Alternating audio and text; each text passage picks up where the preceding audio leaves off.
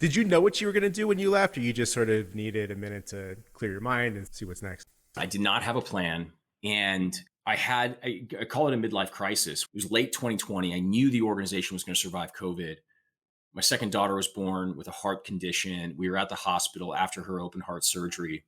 Fortunately, she's fine. But I just had this moment. I freaked out a little bit. And I'm like, if I don't do it now, I'm never going to do it. So I turned to my wife and I said, I'm going to step down as CEO of Team Rubicon. She looked at me. She's like, you're out of your mind. She starts poking holes in the idea. She's like, what are you going to do? Do you have a job lined up? I'm like, no, but I won't think of the next thing unless I give myself the space to think of it. So I finally convinced her that it would work out. And, I started communicating with folks, and the idea for Groundswell came to me honestly within like 6 weeks. And I knew as soon as I started thinking about it, I'm like, this is it. This is what I want to do for my next campaign. And it took a couple of months to pull the pieces together, but haven't looked back since. What is Groundswell, and what about it really, resonated so much that you're like, this is my next campaign. This is what I'm going to do for the next period of my life? So again, for kind of context, we became very successful at Team Rubicon. We grew a ton. And so by the time I stepped down, we'd raised close to $300 million in philanthropy. So I learned a lot about fundraising and how rich people give their money away, how companies give their money away, how normal people give their money away.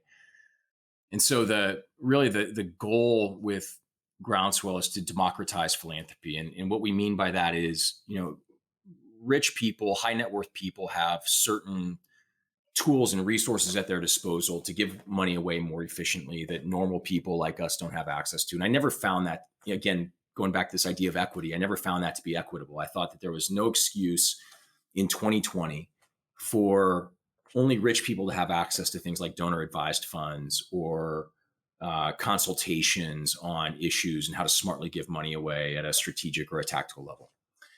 And then I also ran into just a ton of corporate giving programs that were terrible. They had anemic participation, terrible systems and process, times when, we were getting money for matching programs 180 days after an employee donated, and the storm had passed, our operations had ceased 4 months ago. And I just thought this was just crazy. So we've built a platform that is the world's most modern donor advised fund, modern, inclusive, and accessible.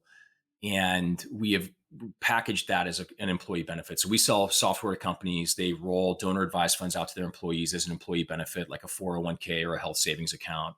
And then they can automate their giving and matching programs through those donor advised funds. So we're giving these employees access to a tax advantaged charitable giving vehicle that they've never had access to before because they're not rich. And we've eliminated 99% of the administrative burden for companies who are managing employee donation matching programs.